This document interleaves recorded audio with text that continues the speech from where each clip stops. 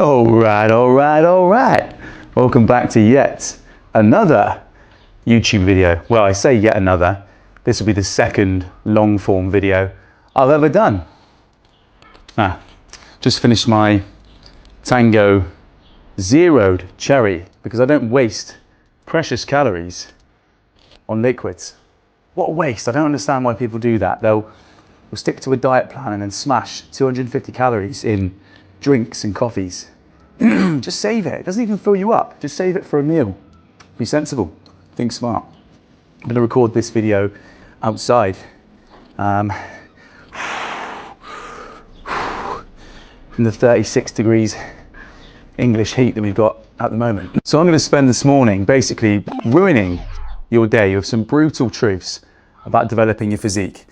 Now, these are things that I've cleared up with clients and people in the past, lots of different people on the Instagram DMs and other places, but this is just the brutal truth of it. It's going to be straightforward, honest, and it's definitely going to help you. The things you do and the things you don't do, the things you need to know, the things you need to stop doing. So, brutal truth number one, stupid people look better than you. So you go into the gym and you see stupid bodybuilders looking better than you, training hard every single day and doing what they need to do to get bigger, and you think they're stupid, you think they're airheads.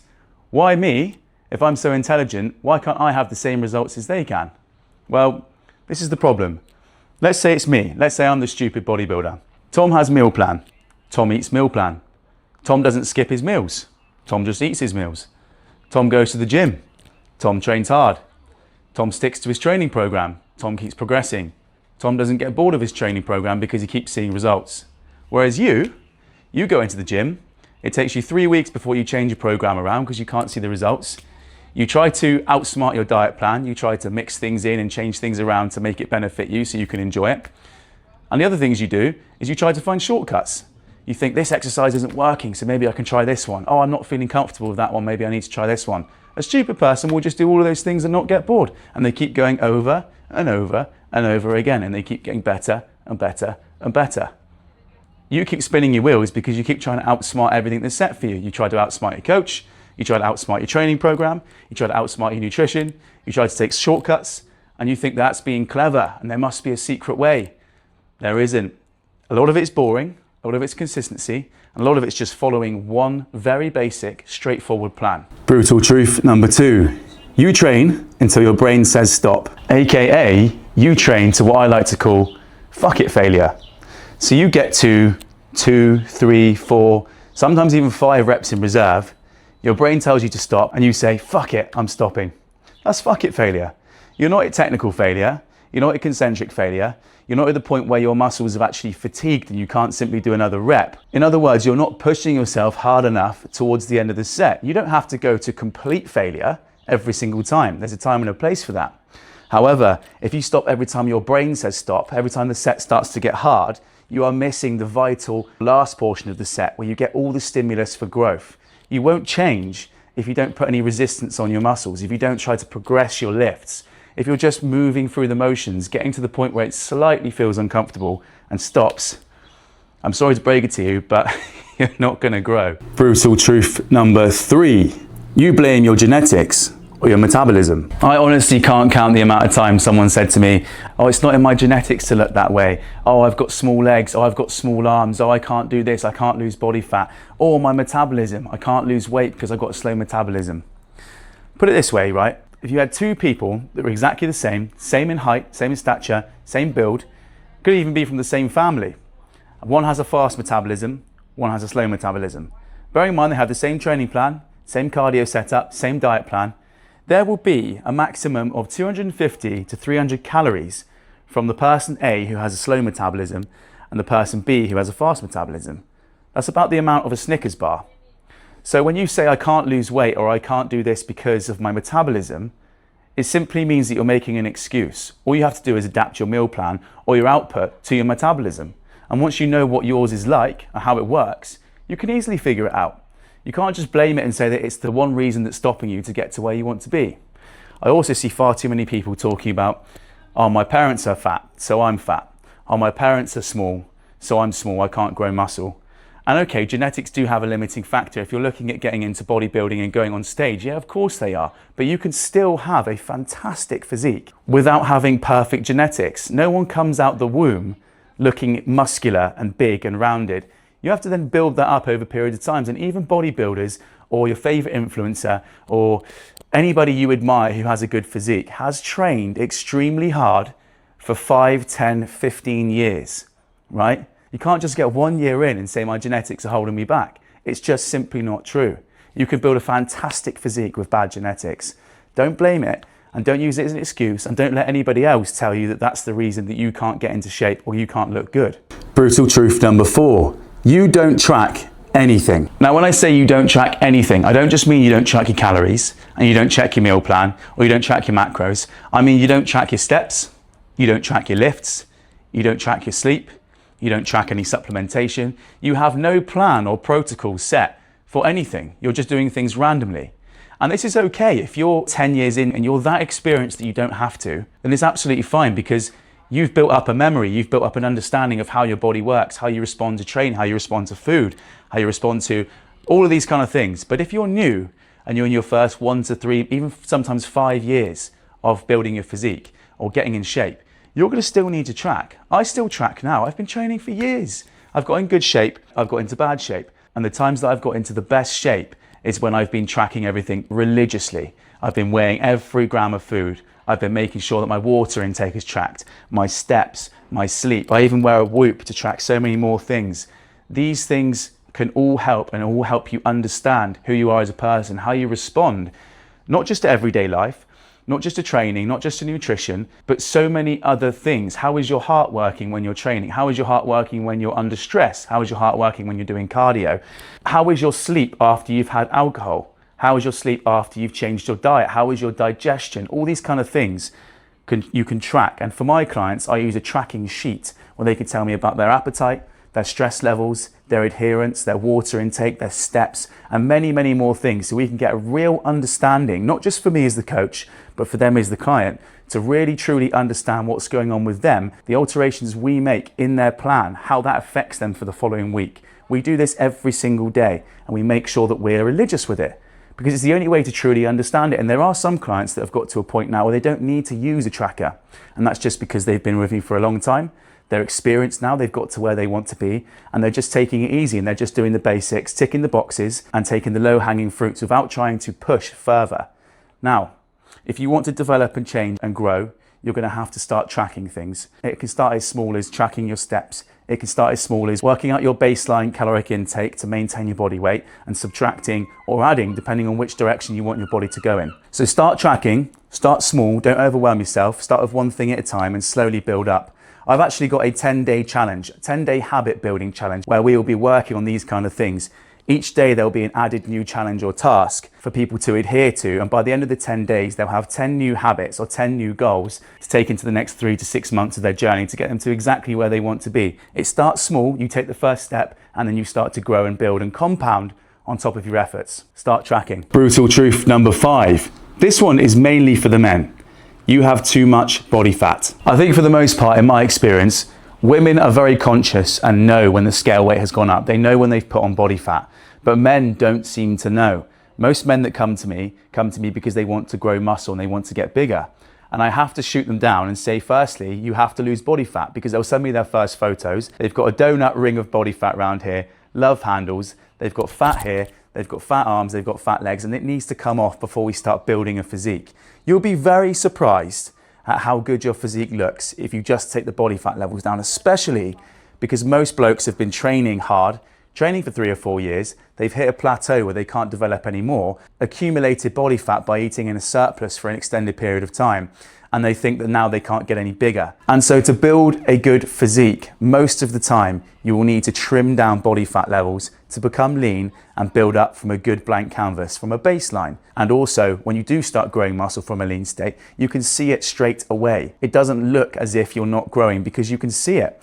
As soon as you start increasing the calories, your muscles will begin to soak up those nutrients, and you start to grow and develop and change straight away. and then you'll have low body fat levels, so you can see it. You can see the vascularity. You can start seeing the muscles actually develop and change and grow. So most of the time, men and women sign up with me. Women usually know they want to drop body fat and tone up. Men, I have to sometimes have a conversation to help them understand that they need to actually firstly lose body fat before we start building a physique. And that sometimes comes as quite a hit to people, because they will actually resist against my advice and think, no, I'm trying to grow, I'm trying to get bigger. Well, it doesn't quite work like that. If you already have body fat on you and you start to increase calories and you're already eating a large amount of calories, you've got no room to increase calories. If you keep just adding more and more food, you will start to gain and accumulate more and more fat. And then it'll be twice as hard to get that body fat off when you finally go for a diet. So the first thing we do is trim that down, start from blank canvas. Brutal truth number 6, you lift to a number and not a feeling. So many people I know train to 12 reps and stop at 12 reps, train to 10 reps and stop at 10 reps. Regardless of the fact that they've got more reps left in the tank, they train to a number and stop, when actually you need to train to a feeling or a sensation. If you train to 12 and you can get 13, 14, 15 reps, do not stop at 12. And if you find that your reps are getting too high and you're getting too much volume, you need to go up in weight. So you need to drop the rep range back down again. That's how you progress your training. When you train just to a number, your muscles don't understand what that number is, but your muscles do understand the feeling of failure or close to failure. And that's what stimulates muscle growth. You're not going to get there by saying 10, I'll train to 10, and then stopping at 10 if you had 15 reps in the tank. That's not how it works. So when you progress your training, you need to understand where your limitations are. So you need to have a rep range or a target in goal. As you begin to get stronger and progress your training, you're likely going to be able to increase that over time. As you increase that total amount of reps during a set, you know you're progressing. So train to a feeling and a sensation, have a rep range in mind, and if you can push further, always push further. Brutal truth number 7, you measure your progress in weeks, not months or years. So you've been going to the gym for 6 weeks and you think you should have made a dramatic difference. Usually when you start a new program, I hate to break it to you, but it's going to take you about 3 weeks to completely understand your training program and settle into the movements and connect with them properly.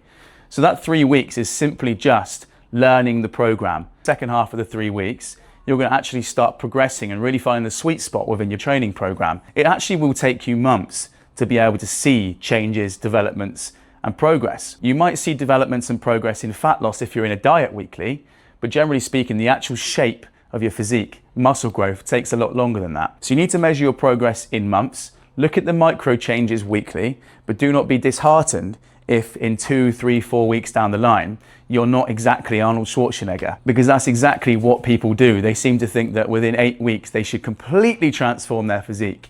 If you're on quite a steep diet of lots of cardio and quite a deep calorie deficit, yeah, you will see a change.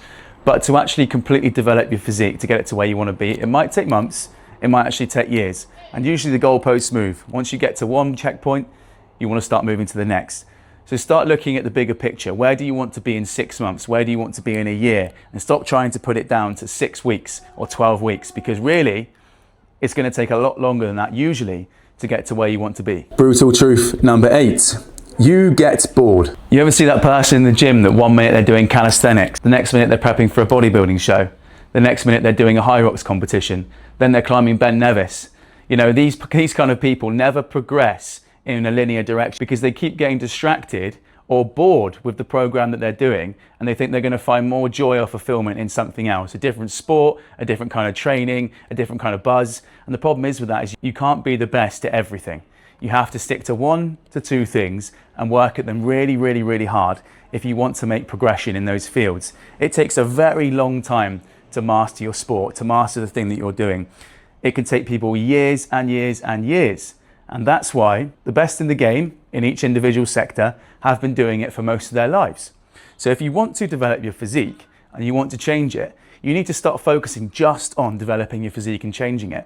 If you start doing it for 6 months and then you start doing a completely different sport with different responsibilities and different requirements for you, you're going to start going off in a completely different direction. So you need to stick to things for long enough to see progression. You need to start getting better and better at it all the time. And you need to keep trying at that thing because you're always going to make mistakes and you're always going to get bored. But the best thing to do when you do get bored is change things very slightly, change things minutely, make some small alterations to keep yourself satisfied with the progression, but also to make sure that you don't mentally switch off from it and get bored. And those times when you really don't want to go to the gym are sometimes the best sessions in the world. Don't get bored and think that the sport or the direction you're going in is the problem. Just remember it's your brain switching off and you're trying to find another buzz or another kind of attraction, another shiny object, let's say. Motivation comes and goes. Sometimes it's there, sometimes you feel up for it, sometimes you really don't and you think it's the worst thing in the world to go to the gym or to stick to your diet. But that's what makes you better at doing them. The times when you don't want to go and you still do, you just get better and better and build up that mental strength to be able to continue it for long enough to see progress. Brutal truth number 9. You watch the scale and not your body. Now I find most people do this. They completely fixate on the scale weight, whether it's going down, whether it's going up, whether it's fluctuating. And the scale is a great metric to follow when you're trying to diet, because you can understand trends over weeks, over months of where your body is going. And if you're trying to lose body fat and the scale weight is going down slowly, then you're in the right direction, usually. And if you're trying to put on muscle and the scale weight is going up very slightly every couple of weeks, then usually you're heading in the right direction. But the problem is the scale weight can fluctuate for a multitude of different reasons. And what people do is they weigh themselves one morning, they weigh themselves the following morning, the scale weight doesn't go the direction they think it's going to go, and they panic and they think, oh, I haven't lost weight, so I need to slash calories today. Oh, I haven't built muscle, so I need to eat twice as many calories today. You're probably shooting yourself in the foot. What people forget to do is they forget to look at themselves in the mirror, to take check-in photos, and to make sure that they're looking at what their body is doing every single week. And this is what I do with my clients. We do check-in photos. So every single Monday, they send me a photo, one from the front, one from the side, and one from the back. And I'm happy if they do some posing as well. But it's a good idea for me and for them to be able to see the comparison photos from 6 months ago to now, to see how much we've actually changed. And when you actually look at the comparison from photo A to photo B, you will see that the scale weight will fluctuate and go up and down all the way from point A to point B. And what I mean is that that scale weight drop, especially if you're on a diet, is never linear. It's always fluctuating. Sometimes you'll have a plateau, sometimes you'll have a gradual drop, sometimes you'll have a harsh drop, sometimes it will go back up for a couple of days. And that can be a number of different things. And what I try to make sure that my clients don't do is get fixated or worried about the scale and make emotional decisions off the back of seeing that. Brutal truth number 10. Now I've done one for the men, so this one's for the women. You're scared of getting bulky. I can't tell you the amount of times I've spoken to women in the past and they've said, oh, I want to lose weight or I want to tone up, but I don't want to get too bulky. I don't want to lift weights and get bulky. I don't want to start looking big. I promise you, you could train for 10 years. Likely you're going to be natural. Most women are. Likely you're going to be lifting not as intensely as most men. Likely you're going to be lifting maybe not as many times per week. Likely you're going to have children or other responsibilities. And you're not going to dedicate your life to bodybuilding and building muscle. There are men out there that have dedicated the last 5, 6, 7 years to getting big, to putting on muscle, to getting bulky, and they still are not bulky. They are training 5 times a week. They are training intensely. They are eating 200 plus grams of protein per day. They are trying to carb cycle. They're trying to take supplements and medications and certain other things to put on size, and they still do not get bulky. So you, Jane, 28 years old from Doncaster, you're not going to get bulky in 6 months of lifting weights. In fact, you will benefit massively from lifting weights and strength training. And if you want to tone up, all toning up really means is it's a woman's term for putting on a bit of muscle and losing a little bit of body fat. And all that means is that the definition will show in your muscles. You'll start to look like you have slightly bigger glutes. You'll start to look like you have slightly bigger quads. You'll start to look like maybe you get the top set of abs. And that's the kind of look that most women will want to go for. They don't want to have big capped shoulders. They don't want to have big arms. They don't want to have big triceps. That's not really what they're going for. And you will not get there by accident, and you will not get there overnight. You will be able to see the changes in your body over the weeks, over the months. You're not going to wake up one morning and think, oh shit, I'm huge. It doesn't quite work like that. So don't worry. Don't worry about getting bulky. Don't worry about eating protein. Don't worry about lifting heavy weights. It's going to be gradual. It's going to be slow and hugely beneficial for you. So that is the end of the brutal truths that I needed to get across to you guys. And some of those might hit home.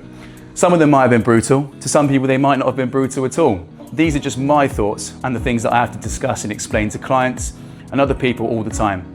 And if you like the video, subscribe to me on YouTube. It's a very new channel. I'd like to build up the page and start getting some of my knowledge across and speaking to and meeting new people and connecting with them online, because that's what I like to do at the moment. Instagram's going well. If you want my Instagram, it's Tommy Bastin. And yeah, it'd be awesome to hear from you guys. Cheers, bye-bye.